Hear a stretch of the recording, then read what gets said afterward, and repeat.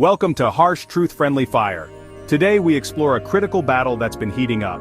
Can Trump win the war on Mexican cartels? We'll uncover the brutality of these cartels, their troubling ties to Chinese interests, and the devastating toll drugs have taken on America. Throughout it all, Trump has stepped up, vowing to protect the American people by taking on these criminal networks and fighting to win this war. The Mexican drug cartels are not just involved in drug trafficking. They operate vast criminal empires with global reach. Here's a breakdown of some of their 10 most notorious business ventures, which are often linked to violent tactics and, indirectly, Chinese involvement. 1. Drug trafficking. Cartels like Sinaloa and Jalisco. New generation control major cocaine, methamphetamine, heroin, and fentanyl smuggling routes into the United States. 2. Fentanyl production. Chinese chemical companies are major suppliers of precursor chemicals for fentanyl, which is then synthesized and trafficked by Mexican cartels. 3. Money laundering. Cartels use sophisticated methods such as shell companies, real estate, and casinos to wash drug money. 4. Human trafficking. Cartels are deeply involved in the trafficking of humans, especially women and children, for forced labor and sexual exploitation. 5. Arms trafficking. Cartels are known to smuggle weapons into Mexico, often sourced from the United States to arm themselves for violent operations. 6. Kidnapping for ransom. Kidnapping is used as a tactic to intimidate rivals and extort families of victims. 7. Extortion. Businesses, both legal and illegal, are often forced to pay protection money to cartels. 8. Illegal mining cartels take control of mines to exploit resources, often using violence to seize the land. 9. Counterfeit goods.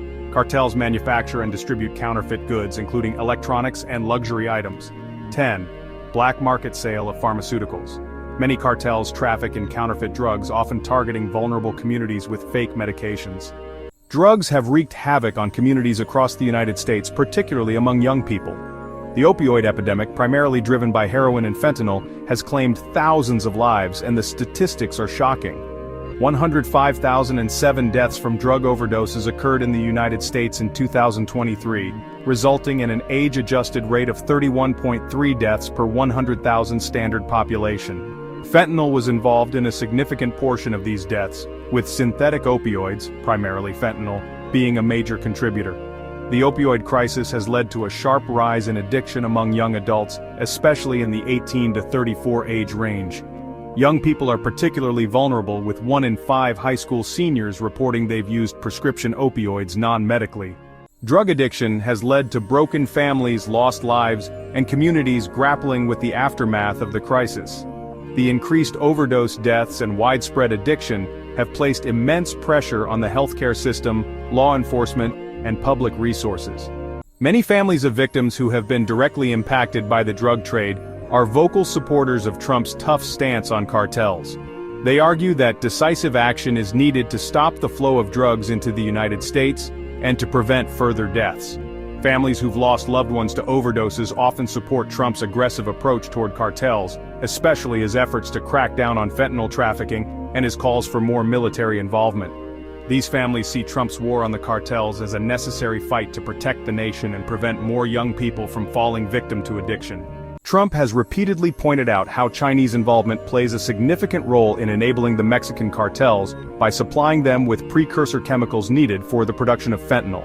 Increased tariffs on Chinese goods to pressure China into cracking down on fentanyl precursor chemicals. Diplomatic pressure on China to stop the export of chemicals used in drug manufacturing.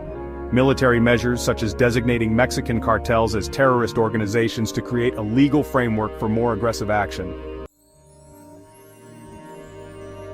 Fighting Mexican cartels is an extremely difficult task, and Trump faces significant challenges in his battle. Mexican cartels have proven incredibly adaptable, using corruption, violence, and even political influence to operate with near impunity. There's a fine line between U.S. efforts to combat cartels and respecting Mexico's sovereignty. Any action seen as infringing on Mexico's authority could complicate cooperation. Trump's hardline tactics, such as labeling cartels as terrorist organizations, have faced criticism for potentially escalating violence and harming innocent civilians. The cartels operate within vast global networks, and their reach extends far beyond Mexico, making it harder to dismantle their operations.